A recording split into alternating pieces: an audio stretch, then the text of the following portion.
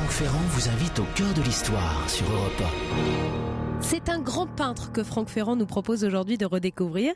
Et qui dit peinture, au cœur de l'histoire, bien sûr, dit Serge Legat. Bonjour Franck. Bonjour Anissa, bonjour à tous. Serge Legat est de retour. Je suis ravi qu'il nous aide à mieux connaître l'œuvre de ce peintre étonnant qu'aurait été Gustave Caillebotte. À mon avis, nous allons découvrir des choses sur le personnage. Ah bah j'imagine, surtout avec Serge Legat. Oui. Et en fin d'émission, Lorena Martin nous donnera une très bonne adresse gourmande. Pour le moment, ouvrons le rideau sur l'existence de l'artiste avec un grand A.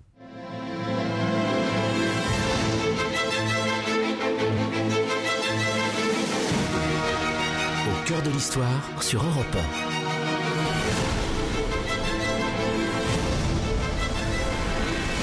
Franck Ferrand.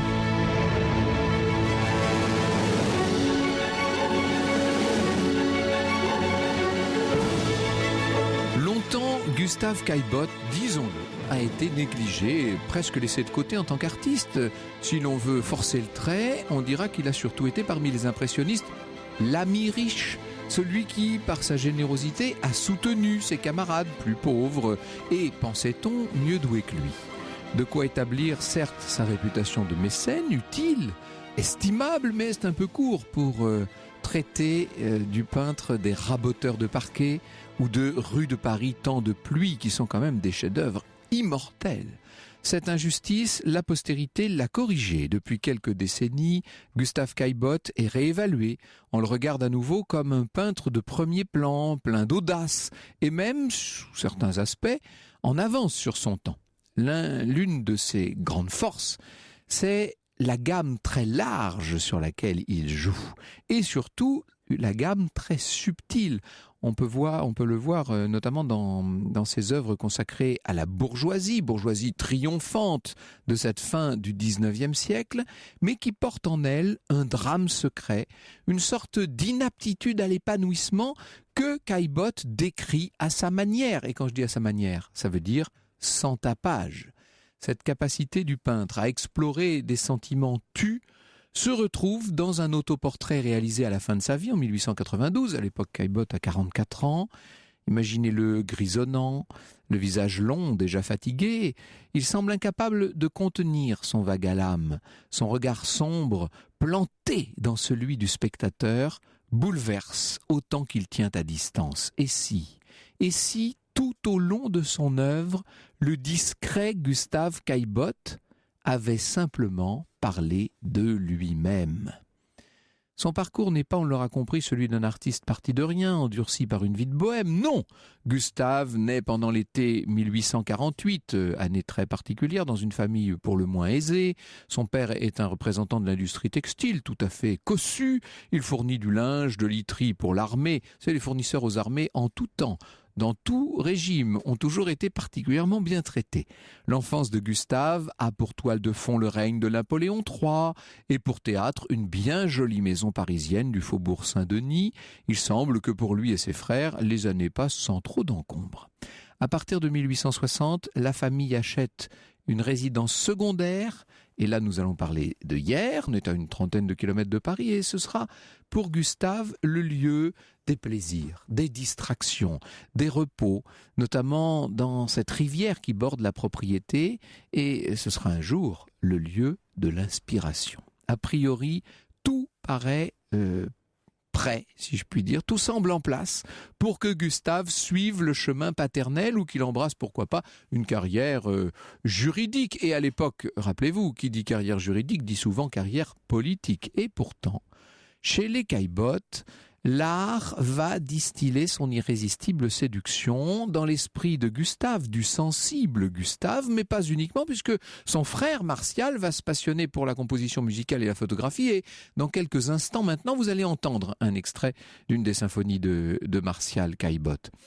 À quel moment Gustave conçoit-il son attrait particulier pour la peinture ? Il est possible que l'exposition universelle de 67, c'est la grande exposition universelle de cette fin de Second Empire, ait joué un rôle. Voici ce que nous dit Jean-Marie Baron. Imaginons le choc sur un garçon de 19 ans de ce chant du cygne du Second Empire où l'ensemble de la peinture moderne était exposé.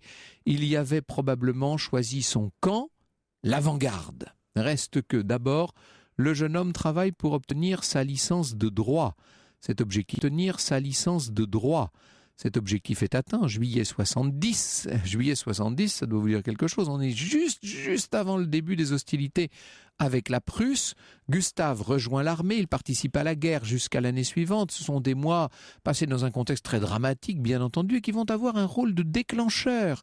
Secoué par les événements, il change de camp, raconte Jean-Jacques Lévesque. Il décide de se présenter au concours de l'école des Beaux-Arts. Cette soumission tacite à ce qui représente le chemin le plus convenu de l'art, le plus décrié par la jeunesse picturale, désigne bien l'état d'esprit qui accompagne sa vocation.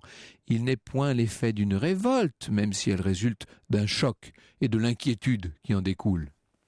Sa famille, et ça c'est important de le souligner, ne va pas contrarier sa décision. Gustave fait ses gammes, si j'ose dire, c'est plutôt son frère qui fait ses gammes. Enfin, lui s'habitue au métier et se forme dans l'atelier du peintre Léon Bonnat. Il se rend quelque temps en Italie, il va faire non pas son grand, mais on va dire son petit tour. Il réussit le concours des Beaux-Arts, et d'ailleurs il le réussit brillamment. Bref, ce sont des années qui démontrent un talent plein de promesses, pas si sage qu'on pourrait le croire, puisqu'il se tourne assez vite vers des sujets singuliers, dans une veine réaliste. N'oubliez pas l'état d'esprit de l'époque, c'est l'époque de Zola. Et voilà les raboteurs de parquet. La toile représente 3 hommes au travail dans la lumière tamisée d'un appartement parisien. Son traitement de la lumière, son jeu sur les perspectives sont frappants. Il décide de présenter cette fameuse toile au salon de 1875 et la toile n'est pas reçue. Ça, c'est une déception, et même une déception amère, on l'imagine, pour lui. À cette époque où il devient donc un refusé du salon, qu'on le veuille ou non, c'est bien comme ça qu'il va falloir l'appeler, il a déjà des liens avec le groupe des impressionnistes. Les peintres qui en font partie, ai-je besoin de vous rappeler les noms tellement célèbres de Renoir, de Monet, de Pissarro? Ces peintres impressionnistes forment un carré de dissidence, si je puis dire, et dissidence active dans l'art. Ils promeuvent dans la douleur une esthétique en réaction aux conventions prisées par le salon. Ils recherchent une vérité sensible, des impressions, et ça, quand vous connaissez un peu Gustave, puisque maintenant vous avez le sentiment de le connaître, de partager un peu sa vie, vous voyez que c'est exactement le genre de choses qui peut l'intéresser. Et de fait, il va s'approcher des impressionnistes. Il faut dire qu'il est devenu très riche à la mort de son père en 1874, et il va investir, tout simplement. Il achète à l'Hôtel des Ventes, il achète à Drouot des toiles impressionnistes dont personne d'autre ne voudrait, semble-t-il. Et quand Renoir lui propose de prendre part à la 2e exposition impressionniste de 1876, il est tout content, en fait. Le salon n'a pas voulu de lui, les impressionnistes l'appellent à eux. Ainsi, c'est avec 8 toiles que Gustave s'apprête à entrer dans la grande histoire des expositions impressionnistes. Je dis la grande histoire, je devrais dire aussi l'histoire difficile.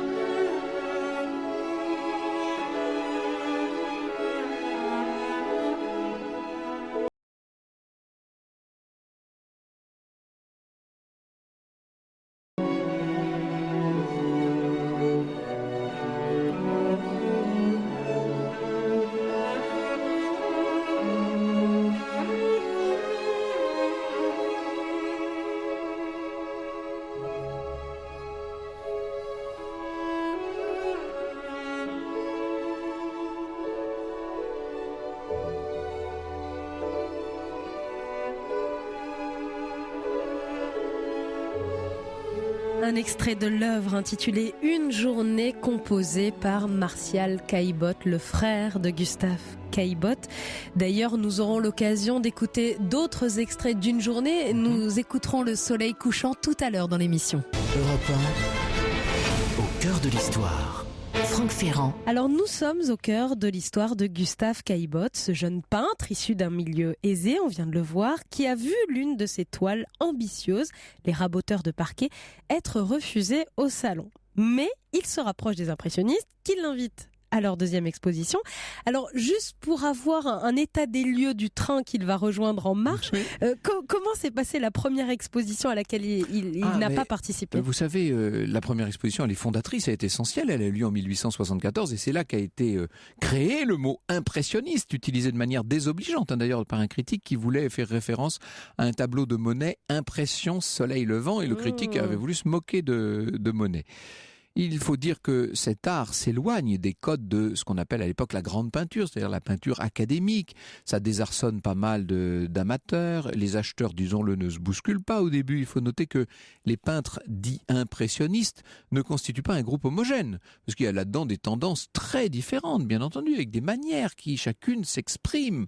Lors de la deuxième grande exposition, à la galerie Durand-Ruel, ça ne s'invente pas bien entendu, Gustave va entre autres présenter 2 déclinaisons des raboteurs de parquet, mais aussi un déjeuner assez déstabilisant, puisqu'en jouant avec la perspective et en limitant au maximum les liens entre les personnages, il arrive à insuffler une sorte de malaise dans cette représentation d'un repas familial qui est noyé dans une lumière sombre, presque étouffée. On a l'impression cette fois de la sentir, de la palper, cette espèce de pesanteur, cette sorte de malaise auquel je faisais tout à l'heure allusion.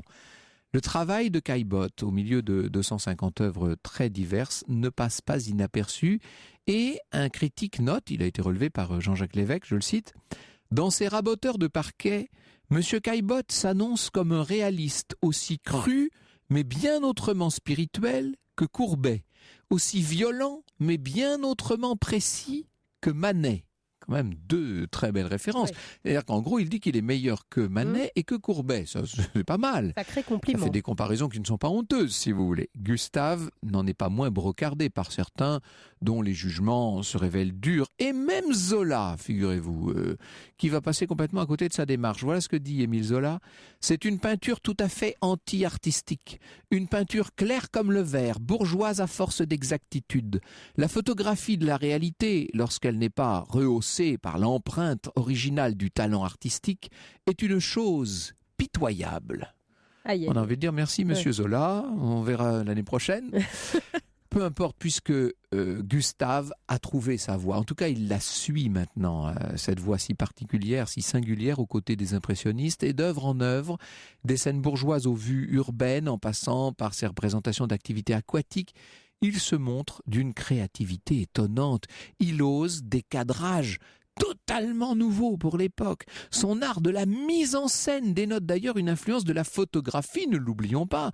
On est en plein dans l'explosion de la photographie à la même époque, et même, on pourrait presque dire à 20 ans d'écart que ça préfigure quasiment le cinéma. Lors de l'exposition de 1877, Gustave présente la fameuse rue de Paris, temps de pluie, avec cette profondeur de champ qui, moi, ça pour le coup, c'est un des tableaux qui m'a le plus impressionné lorsque j'étais jeune, parce qu'on a l'impression qu'on peut entrer dans ce tableau. Vous savez ce que c'est qu'un tableau dont la surface disparaît, champ incroyable et vertigineuse. C'est l'occasion pour Zola, après avoir éreinté Gustave Caillebotte, de revenir un petit peu sur son cas, mais cette fois sur un tout autre ton. Je cite de nouveau Monsieur Zola. Je nommerai M. Caillebotte un jeune peintre du plus beau courage et qui ne recule pas devant les sujets modernes, grandeur nature. Lorsque son talent se sera un peu assoupli encore, M. Caillebotte sera certainement un des plus hardis du groupe. Ça s'appelle se rattraper aux branches, ça, non, un peu.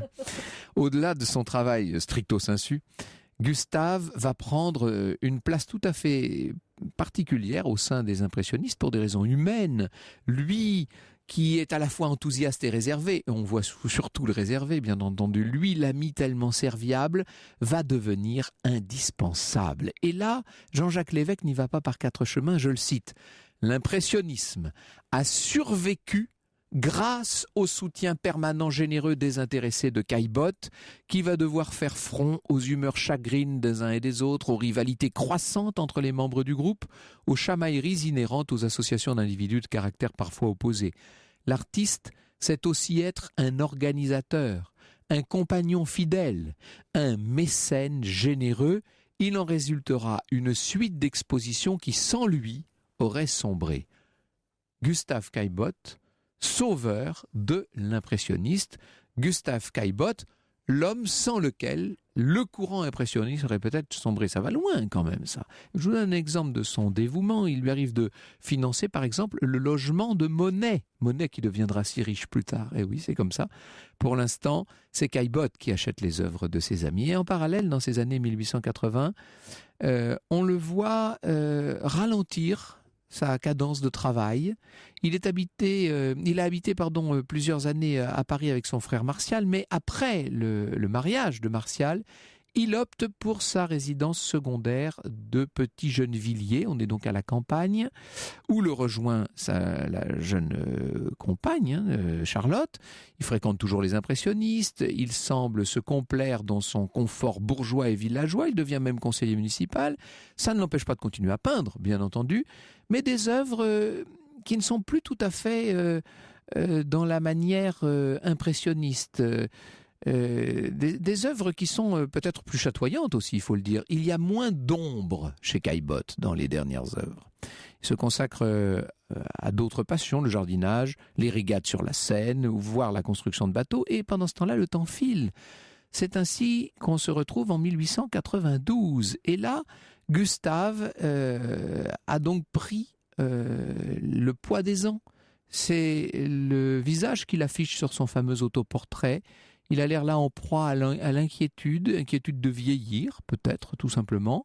2 ans après sa réalisation, 2 ans après cet autoportrait qui pour nous reste une sorte de témoignage indépassable, la mort va cueillir Gustave, en effet, à 45 ans, le 21 février 1894, mort prématurée qui ne lui aura pas laissé le temps de connaître le triomphe de l'impressionniste. Il meurt, 94, vous imaginez, il aurait fallu peu de choses pour qu'il connaisse ce triomphe-là. Éric d'Aragon cite Pissarro, et je cite à mon tour Pissarro: « Nous venons encore de perdre un ami sincère et dévoué. Caillebotte est mort tout d'un coup d'une paralysie du cerveau. En voilà un que nous pouvons pleurer. Il a été bon et généreux, et ce qui ne gâche rien, un peintre de talent. » Oui, quand même, merci Pissarro. Caillebotte était bien meilleur et bien plus généreux que tout ce qu'on a pu dire. Il lègue son incroyable collection impressionniste à l'État français. Il y a là-dedans des Manet, des Degas, des Monet, en veux-tu, en voilà. De quoi peut-on penser inciter l'administration à faciliter ses acquisitions tombées du ciel ? En vérité, ça n'est pas si simple. Gustave a formé son idée de legs très tôt, dès 1876, alors qu'il n'a que 28 ans. Il a été marqué, semble-t-il, par le décès d'un de ses frères. Il a décidé de prendre des dispositions testamentaires qui vont permettre le grand legs. Et pourtant, n'oubliez pas que l'administration est là et qu'elle a quelques petits défauts. Parfois, il faut vivre avec. Europe 1 au cœur de l'histoire. Franck Ferrand. Et je crois que l'on peut dire qu'on termine cette semaine en beauté, puisque vous nous emmenez au cœur de l'univers de Gustave Caillebotte, ce peintre qui a peut-être sauvé l'impressionnisme. Oui. En tout cas, c'est ce que vous nous disiez. Et qui a constitué patiemment cette collection avec sans doute l'idée de ce qu'elle pourrait devenir dans l'avenir. Et justement, qu'est-ce qu'elle est devenue ? Je cite Éric d'Aragon: « Caillebotte n'a pas voulu réunir les œuvres les plus proches de son inspiration. Il a cherché à composer la dimension la plus forte et la plus représentative d'un mouvement vivant et ouvert. Mieux que tout témoignage verbal, cette collection livre l'intelligence particulière que Caillebotte pouvait avoir de l'impressionnisme, une intelligence dépassant les clivages et visant la vitalité d'une esthétique. » Ça, c'est un hommage, c'est-à-dire qu'en vérité, cet homme-là n'a pas seulement acheté selon ses goûts, ce qui somme toute est relativement facile, il a acheté selon sa conscience, si je puis dire, et selon l'idée qu'il se faisait d'une collection qui irait à l'État, puisque le legs à l'État comprend 69 œuvres, dont 67 toiles, des Cézanne, des Monet, des Manet, bien sûr, des Pissarro, Renoir, Degas, tout ce monde-là. Un trésor qui, et c'est là que je voulais en venir tout à l'heure, un trésor qui ne déclenche pas l'enthousiasme de tout le monde. Dites-vous bien que dans ces années 1890, l'impressionnisme reste tout à fait controversé. Jean-Léon Gérôme, vous me direz évidemment, voilà comment l'artiste commente le legs. Pour que l'État ait accepté de pareilles ordures, il faut une bien grande flétrissure morale. Voilà l'idée de l'époque. Les services de l'État se sont interrogés, c'est certain, Est-ce qu'après tout, on a assez de place sur les 6 messes du musée du Luxembourg? Est-ce qu'il ne faudrait pas faire un choix parmi toutes ces œuvres très critiquées? Les discussions ont traîné, avec évidemment toutes sortes de considérations légales à la clé. Le frère de Gustave, donc Martial Caillebotte, écarte un compromis qui serait trop éloigné des volontés de son frère, et finalement, une décision est arrêtée à la fin de l'hiver 96.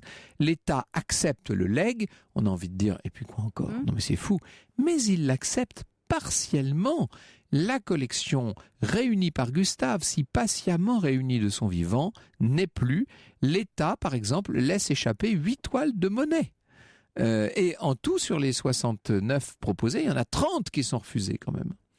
Le don de collectionneur de Gustave Caillebotte s'impose néanmoins dans les mémoires, et d'une certaine façon, il va contribuer malgré lui à ce que son œuvre soit passée d'une certaine façon au deuxième plan. C'est-à-dire que cet homme-là aura travaillé contre lui-même, il aura travaillé contre ses tableaux en collectionnant ceux des autres.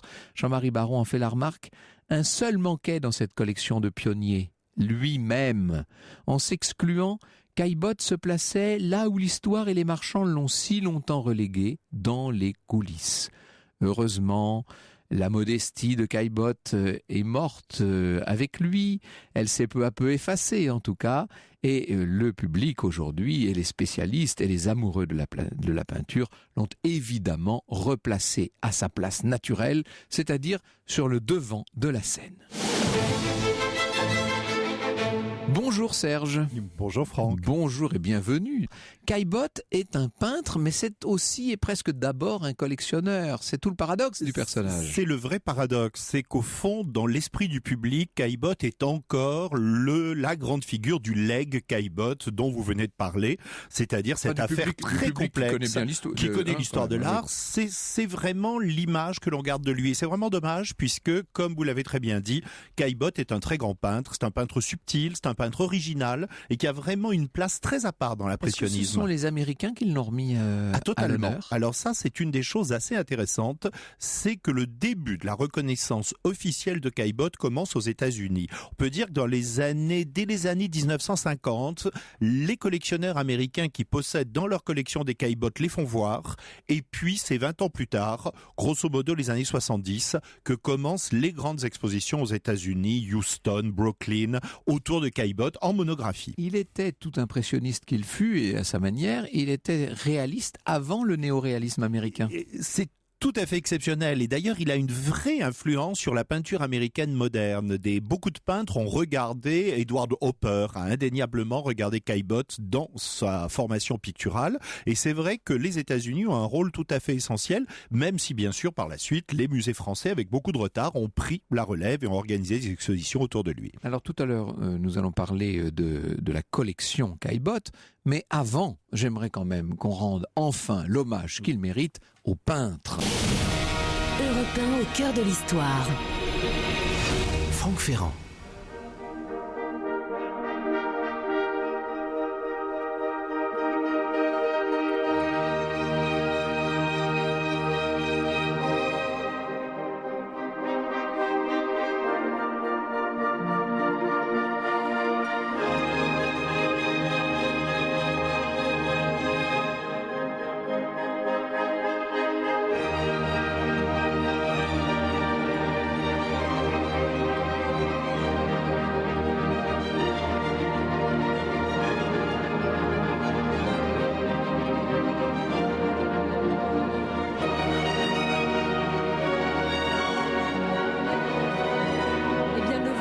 Coucher de soleil dont on vous avait parlé tout à l'heure, signé Martial Caillebotte, de l'œuvre bien sûr Une journée. Martial Caillebotte, c'est le frère de Gustave Caillebotte, l'impressionniste redécouvert dont on vous parle aujourd'hui avec Serge Legat, qui est conférencier des musées nationaux et professeur à l'Institut d'études supérieures des arts. Est-ce qu'on peut dire qu'il y a un rapport entre cette musique que nous entendons, la musique de Martial Caillebotte, et celle de son frère, et la peinture, pardon, de son frère? On peut dire qu'il y a un côté musical dans la peinture de Caillebotte. Alors peut-être pas les premiers tableaux. Il y a une harmonie qui vient et qui vient progressivement. effectivement.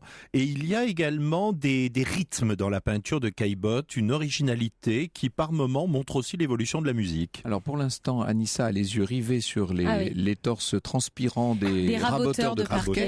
Ça, c'est quand même le chef-d'œuvre, c'est le premier. C'est sans aucun doute l'œuvre phare d'un artiste qui devient un grand artiste. C'est-à-dire que jusque-là, il est encore dans une mouvance assez naturaliste. Et avec les raboteurs, on est entre le réalisme, le naturalisme et l'impressionnisme. C'est l'originalité de Caillebotte. Et puis, c'est le choix du sujet. On est d'autant plus étonné que Zola et cette critique si négative sur ce tableau, c'est typiquement le monde du travail que Zola devrait aimer. Depuis quelques années, tout le monde se jette sur Béraud, qui nous fait des vues du Paris de la Belle Époque, etc.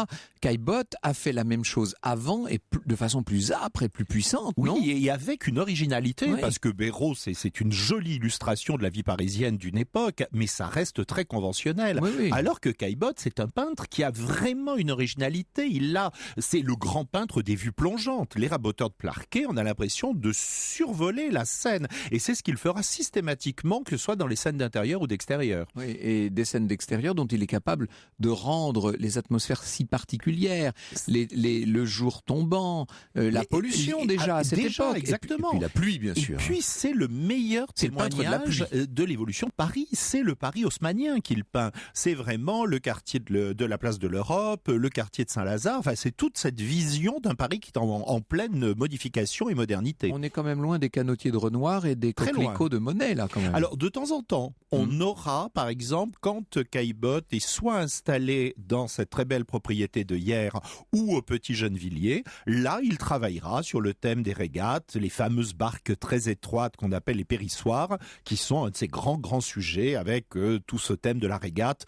Caillebotte était par ailleurs un inconditionnel de tout ce qui relevait du nautisme. Donc évidemment, les régates l'intéressaient. Vous savez ce qu'il y a d'inouï dans ce que je racontais tout à l'heure, ce sont les remarques de Zola, avec un retournement de veste de Zola en l'espace d'un an qui est assez drôle d'ailleurs, mais il me semble, je me trompe peut-être, mais je trouve moi que la peinture de Caillebotte est directement ancrée sur le naturalisme tel que Zola l'a incarné. Moi je pense que la vraie racine de Caillebotte, c'est le naturalisme, et c'est d'autant plus étonnant. Alors là, moi j'ai une version très personnelle. Je pense profondément que si Zola s'est intéressé à Édouard Manet, par la suite, les petits descendants de Manet, qui sont les impressionnistes, au bout d'un moment, Zola s'ennuie un petit peu avec cette peinture. C'est pas l'univers, et c'est d'ailleurs aussi ce qui sera la rupture avec Cézanne à un moment, et la crise autour de la publication de l'œuvre quand Zola assassine Cézanne après avoir été son ami d'enfance. Il y a une rupture, c'est pas l'univers de Zola. Oui, c'est pas son univers, mais c'est quand même incontestablement son inspiration. En même temps, c'est la même époque, tout simplement. Complètement.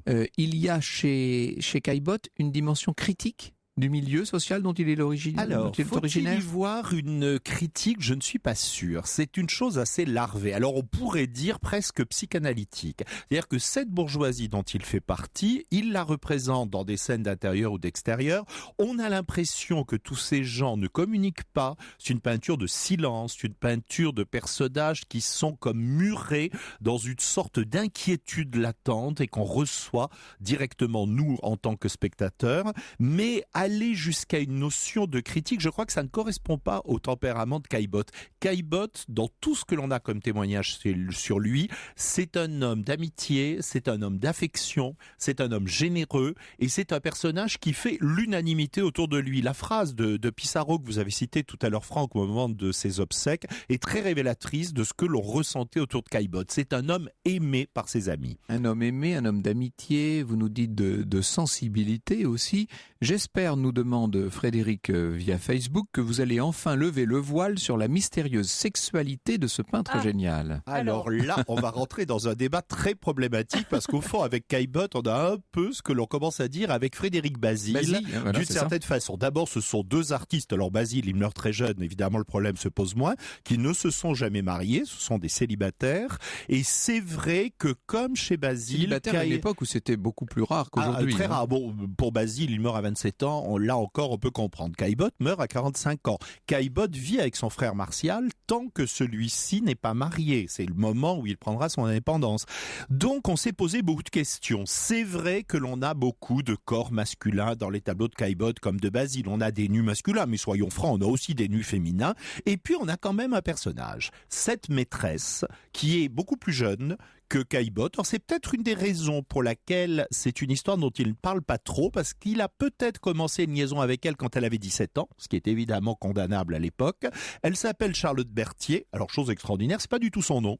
Elle s'appelle Anne-Marie Agen, ce qui n'a évidemment strictement rien à voir. Et on n'a aucune raison pour laquelle on la connaît sous ce pseudonyme de Charlotte Berthier. Alors elle est quand même un personnage important, puisque quand Caillebotte meurt, il lui lègue la maison du Petit Gennevilliers, une jolie maison, et il lui laisse une rente très importante. D'ailleurs, la jeune femme par la suite vendra la maison du Petit Gennevilliers, elle ira s'installer à Monaco, ce qui n'est pas désagréable, et elle aura suffisamment d'argent pour bien vivre. Donc il y avait un vrai lien entre elle et bien évidemment Caillebotte, mais on ne sait pas grand-chose à part sa jeunesse, et elle est immortalisée par un portrait que Renoir a fait d'elle et qui est de nos jours à la National Gallery of Art de Washington. On en sait moins de ses amours que de ses amitiés. Nettement plus. Bon. Voilà, la force de Caillebotte, ce sont les amis, la famille. Il est très très proche de ses frères, très proche de son père et de sa mère, et vous l'avez dit Franck également, ses parents qui, dans un milieu bourgeois, l'ont totalement soutenu dans sa carrière, ce qui n'est pas non plus forcément logique. Caillebotte aura la chance toute sa vie de n'avoir absolument pas besoin de vendre sa peinture pour vivre, puisqu'il a les moyens et ô combien même de collectionner. Donc c'est un homme d'amitié, c'est un homme de liens familiaux, il est très très proche de son frère Martial dont on a parlé plusieurs fois aujourd'hui, et c'est vrai que ses amours personnels, eh bien il y a cette Charlotte Berthier qui est peut-être une sorte d'image qui cache peut-être une forêt que l'on a encore à découvrir. Et toute cette sensibilité reste un mystère. Un grand mystère. Cette capacité qu'il a d'immortaliser des instants, des impressions. Peut-être qu'après tout, jamais l'impressionnisme n'a tant mérité son nom qu'avec cette peinture d'impression qu'il ne peut pas vous laisser indifférent. Lorsque vous voyez ces ciels de pluie, lorsque vous voyez ces matières plus ou moins luisantes, plus ou moins, j'allais dire, cirées, il y a quelque chose là de très fort.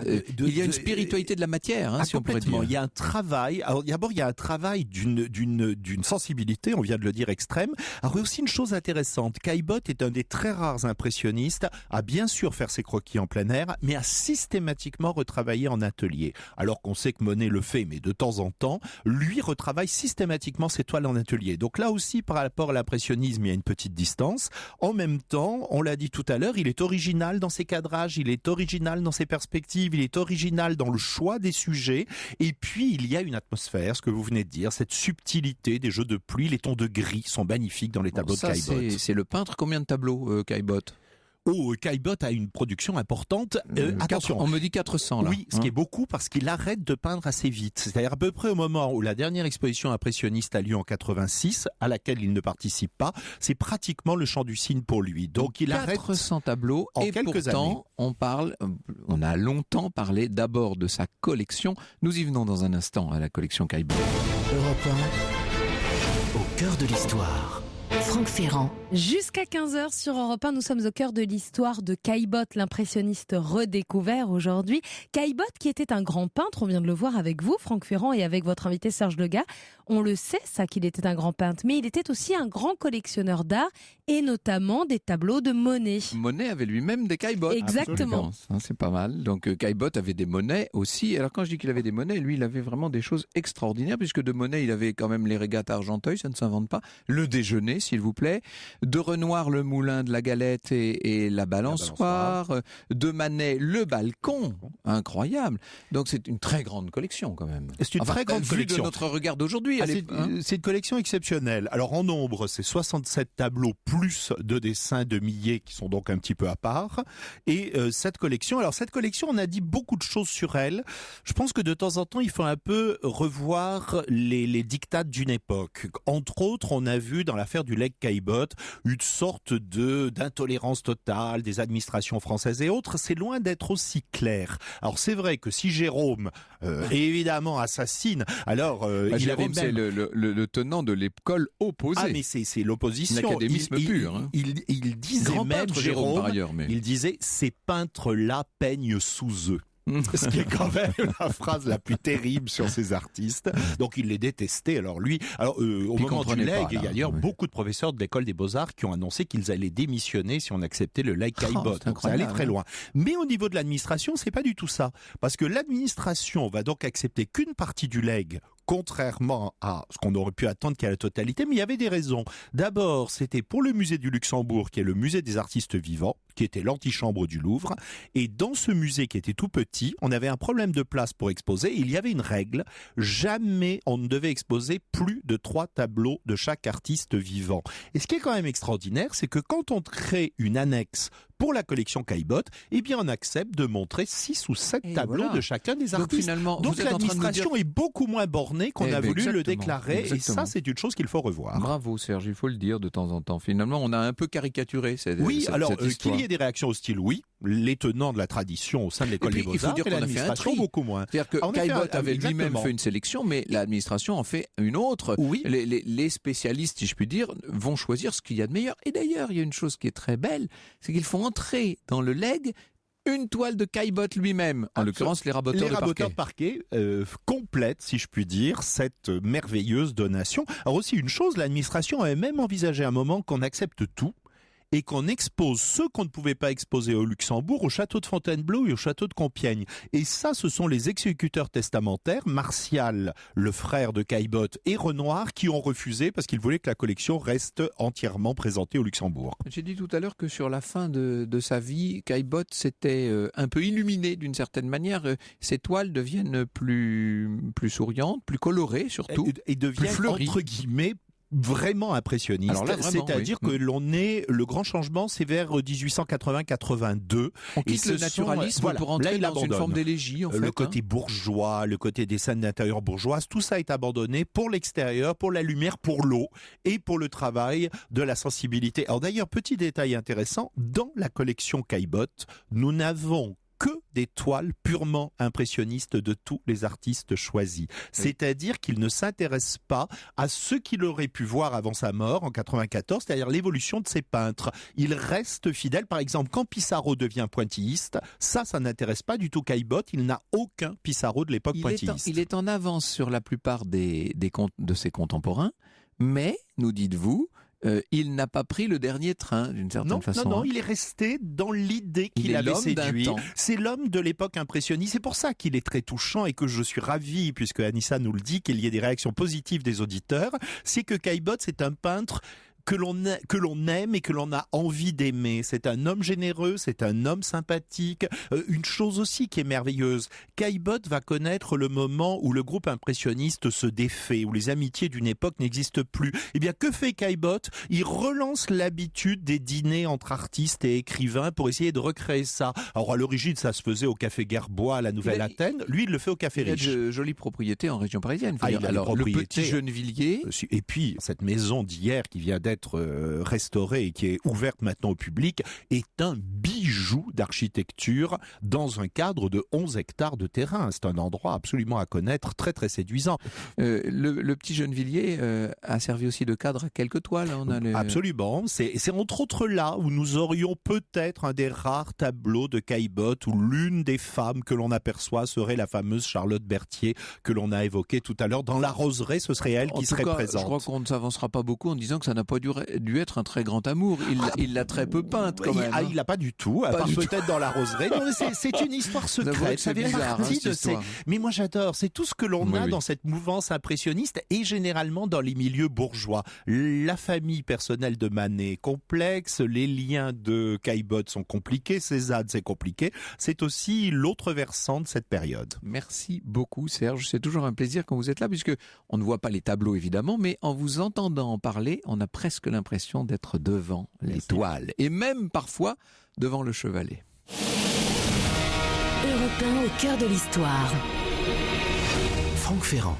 On reste encore quelques minutes jusqu'à 15h dans l'univers du peintre Gustave Caillebotte, près de Hyères, avec la bonne adresse de Lorena Martin. Bonjour Lorena. Bonjour Franck. Vous ne nous emmenez pas très loin de là. Non, on ne s'éloigne pas de ce bel univers de Caillebotte et de Hyères. Et j'ai mis de côté aujourd'hui une table gastronomique dans ce parc Caillebotte. Ce restaurant est tout récent puisqu'il a ouvert ses portes en avril 2016. En fait, il existait depuis un moment sous le nom de Chalet du Parc. Aujourd'hui, on appelle le restaurant la table du parc. Et on passe par ce beau parc parc pour entrer justement dans le restaurant qui est situé dans l'une des fabriques. On est chez Caillebotte et c'est dans l'une des fabriques du parc, très pittoresque, le fameux chalet suisse. En fait, c'est un chalet de montagne en bois brun et briques rouges qui prolonge les bâtiments de la ferme ornée. Et ce restaurant était à l'origine donc la laiterie et à côté était située l'étable où on trouvait encore une vache laitière d'ailleurs à l'époque de Caillebotte. Et la décoration en bois a été sculptée et signée par le frère de Caillebotte, par qui n'était donc pas seulement musicien, mais aussi menuisier à ses heures. Exactement, photographe. Enfin, il était touche à tout. Entre parenthèses, c'est une famille incroyablement artiste. Ce sont des gens très sensibles. Et donc le chef de ce restaurant est Thierry Bourbonnet, qui est un restaurateur qui a un autre restaurant gastronomique très réputé en Essonne, qui s'appelle la Maison du Pressoir à Crosne. Et à la table du parc, en fait, ils servent une cuisine de type bistrot pour le déjeuner, une cuisine gastronomique très raffinée pour le soir, et on y mange bien sûr des mets de saison. La carte change régulièrement et en ce moment, notamment, ils ont le velouté de potimarron, foie gras, émulsion de châtaigne. Oh là là, ça promet tout ça. Vous avez vu tout autour de la table. À mon avis, tout le monde n'a pas déjeuné comme il faut. Voilà, sinon, ils ouvrent également à l'heure du thé avec toutes sortes de pâtisseries et douceurs comme des cakes aux agrumes, brownies et macarons. Tout est fait maison, bien entendu. Avec un peu de sucre dans tout ça, bien entendu. Merci beaucoup, Lorena. Merci beaucoup, Anissa. Nous nous retrouvons en direct demain à 14h au cœur de l'histoire.